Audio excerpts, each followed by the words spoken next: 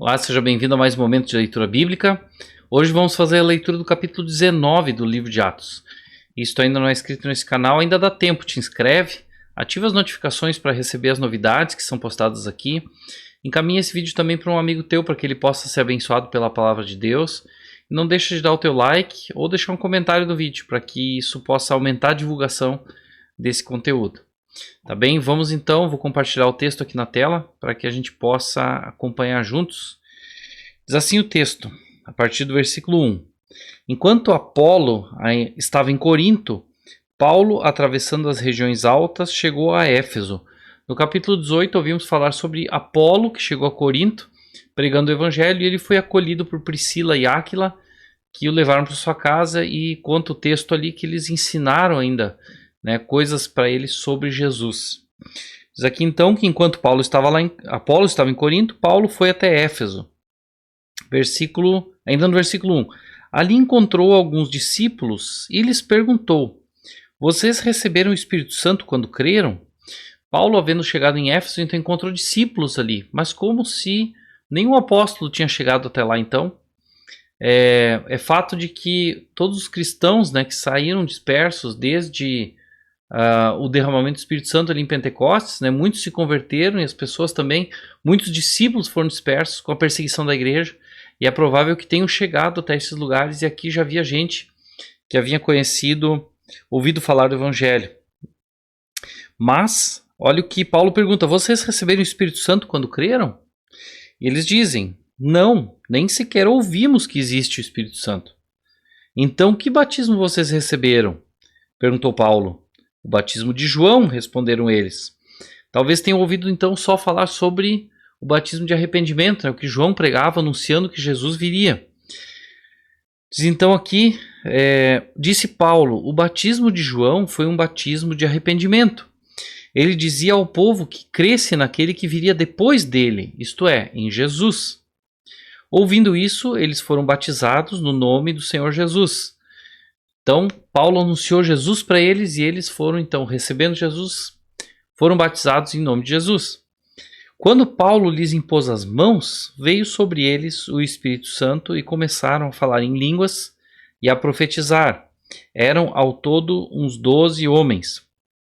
Aqui a gente vê mais uma vez a forma como Deus opera isso. Eles tinham recebido, então, inicialmente o batismo de João, tendo crido que o Messias viria, que era a mensagem antes da vinda de Jesus. Talvez eles tenham ouvido falar que o Messias veio, que Jesus era o Messias, mas não tinham ainda crido em Jesus. Paulo anuncia Jesus para eles, eles creem em Jesus. E agora recebem o Espírito Santo, que é o selo, que Deus coloca em todo aquele que lhe pertence. E eles recebem aqui então o Espírito Santo. Diz no versículo 8, Paulo entrou na sinagoga e ali falou com liberdade durante 3 meses, argumentando convincentemente acerca do reino de Deus. Mas alguns se endureceram e se recusaram a crer e começaram a falar mal do caminho diante da multidão. Paulo então afastou-se deles. Tomando consigo os discípulos, passou a ensinar diariamente na escola de Tirano. Paulo, então, aqui, tendo pregado durante 3 meses, diz que alguns creram, outros não, e começaram, então, a difamar Paulo, difamar o evangelho, daqueles do caminho. Paulo, então, decide deixar a sinagoga, deixá-los, e ele muda de estratégia, ele passa agora a ensinar na escola de Tirano, diariamente. Diz o versículo 10 que isso continuou por 2 anos. Olha a perseverança de Paulo aqui. E olha o resultado dessa perseverança, dessa disciplina, da constância, que Paulo não abandonou seu propósito.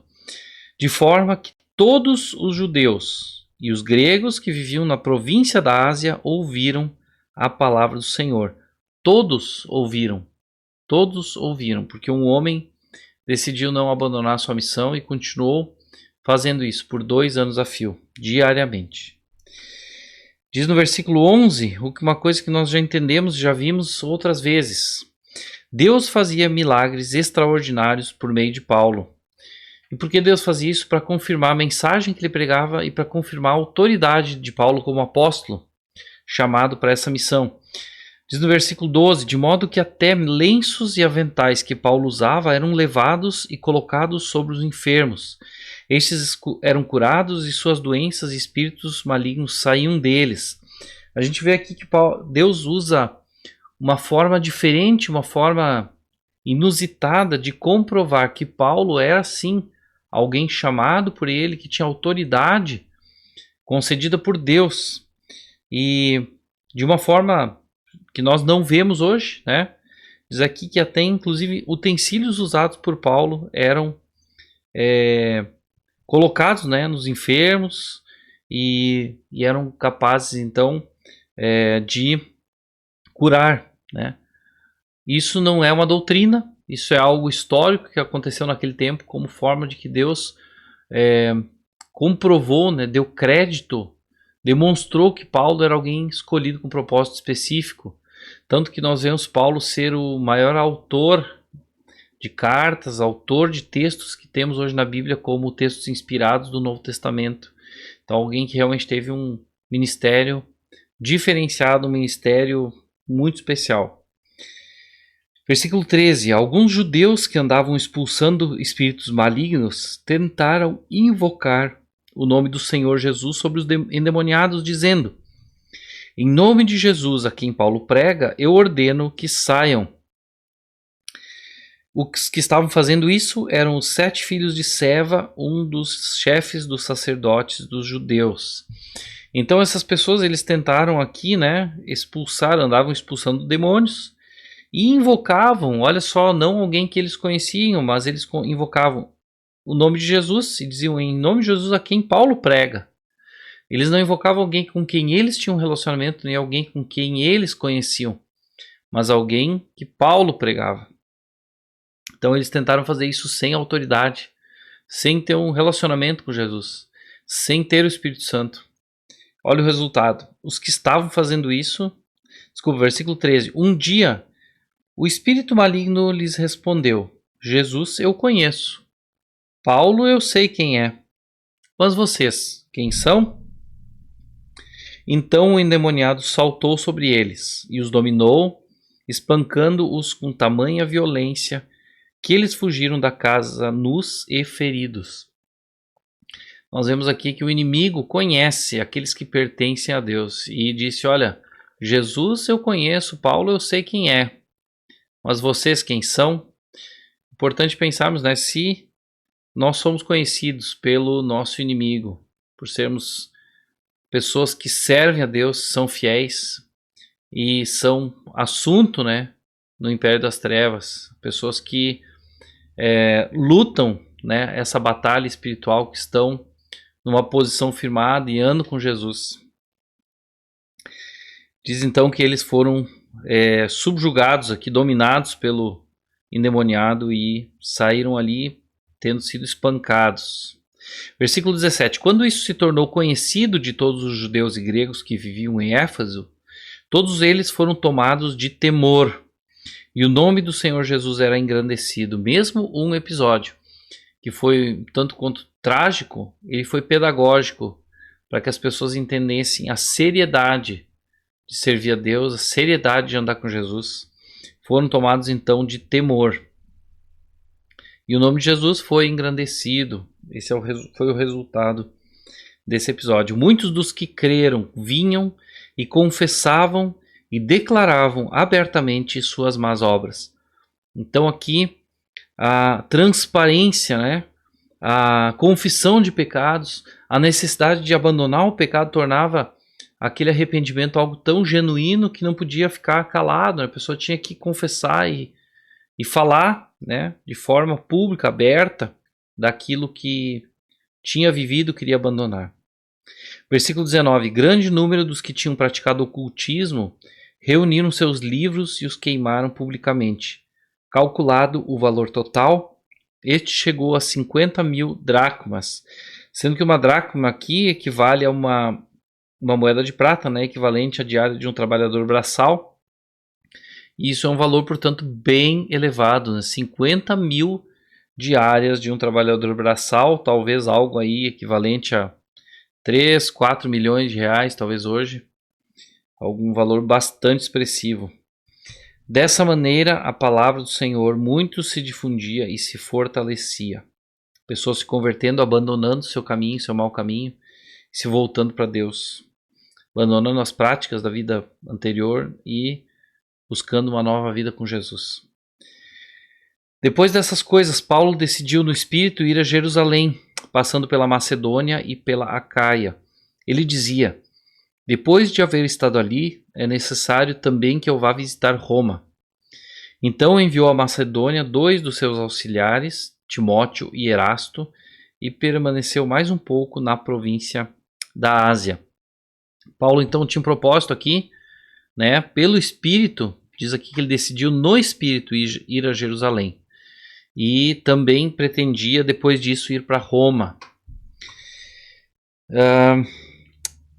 Versículo 23. Naquele tempo, houve um grande tumulto por causa do caminho. O caminho são os cristãos, né? Chamados assim, os do caminho. Um ourives chamado Demétrio, que fazia miniaturas de prata do templo de Ártemis e que dava muito lucro aos artífices, reuniu-os com os trabalhadores dessa profissão e disse: Senhores, vocês sabem que temos uma boa fonte de lucro nessa atividade. E estão vendo e ouvindo como este indivíduo, Paulo, está convencendo e desviando o grande número de pessoas aqui em Éfeso e em quase toda a província.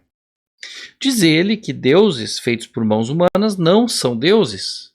Não somente há perigo de nossa profissão perder sua reputação, mas também de o templo da grande deusa Ártemis cair em descrédito e de a própria deusa adorada em toda a província da Ásia e em todo o mundo ser destituída de sua majestade divina. Olha o que ele está dizendo, né?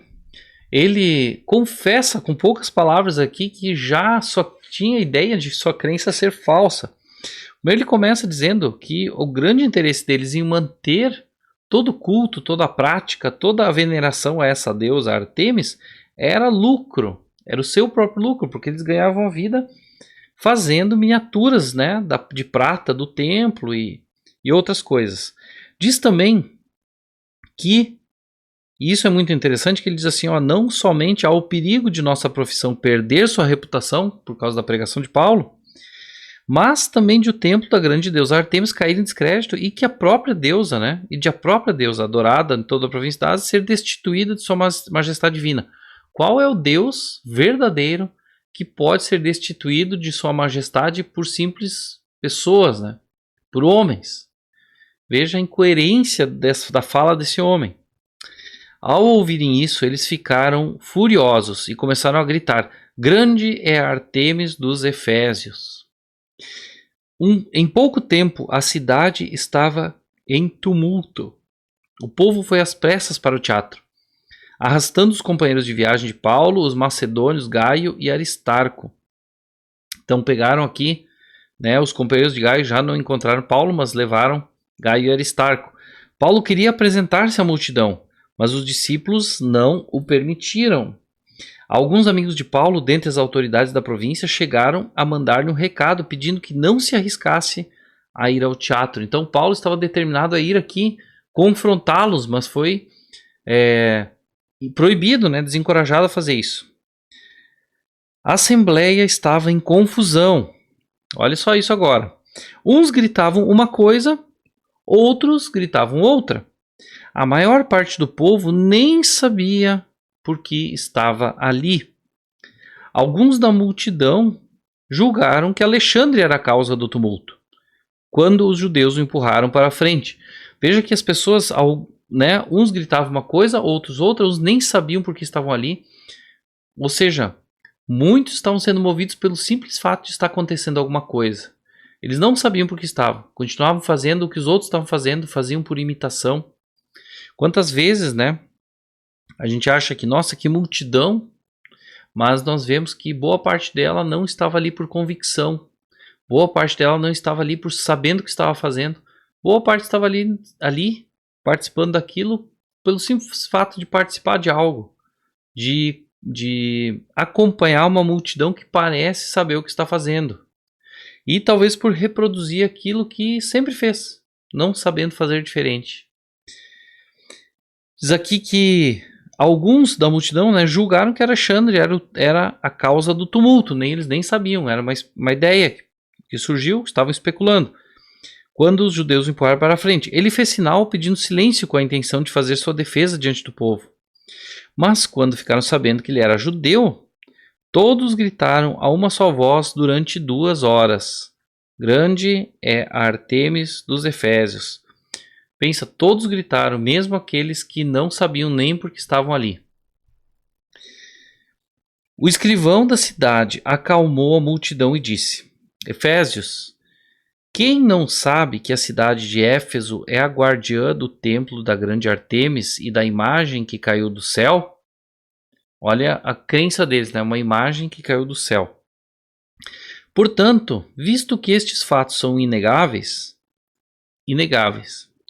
acalmem-se e não façam nada precipitadamente. Vocês trouxeram estes homens aqui, embora eles não tenham roubado templos nem blasfemado contra a nossa deusa. Se Demétrio e seus companheiros de profissão têm alguma queixa contra alguém, os tribunais estão abertos e há procônsules. Eles que apresentem suas queixas. Se há mais alguma coisa que vocês desejam apresentar, isso será decidido em assembleia conforme a lei. Aqui entra exatamente a forma romana de fazer as coisas, né? Os romanos são conhecidos pelo direito e alguém aqui invoca isso. Olha, existe um ordenamento jurídico para isso acontecer. Existe uma forma para as queixas chegarem, para as providências serem tomadas. Então, vamos seguir o processo. E alguém, então, usado por Deus aqui para acabar com o tumulto. Versículo 40. Da maneira como está, corremos o perigo de sermos acusados de perturbar a ordem pública por causa dos acontecimentos de hoje. Nesse caso, não seríamos capazes de justificar esse tumulto, visto que não há razão para tal. E tendo dito isso, encerrou a assembleia. Ele aqui então manifesta uma preocupação de que esse tumulto pudesse prejudicar a imagem de Éfeso diante do Império Romano, até porque a cidade era governada pelos romanos, mas tinha liberdade aqui para poder decidir as suas questões. Poderia, de repente, receber alguma sanção pelo fato de agir dessa forma. E então a assembleia foi encerrada. Mas olha que lição, né, a gente pode ter disso, desse aspecto, desse fato. Quantas pessoas estão ali reproduzindo aquilo que sempre ouviram, sempre viveram, mas não são capazes de decidir por conta própria. Que nós possamos ter consciência, ter convicção da nossa crença, do que nós cremos, do que nós professamos, e fazer disso, ter essa convicção de forma pessoal, não seguindo o que outros fizeram só porque eles também fizeram, mas que nós possamos crer de fato, verdadeiramente de forma pessoal em Jesus, e perseverar, porque nós tomamos a decisão de fazer isso. Esse então foi o capítulo 19 do livro de Atos. Amanhã continuamos com a leitura do capítulo 20. Continua conosco. Até a próxima leitura.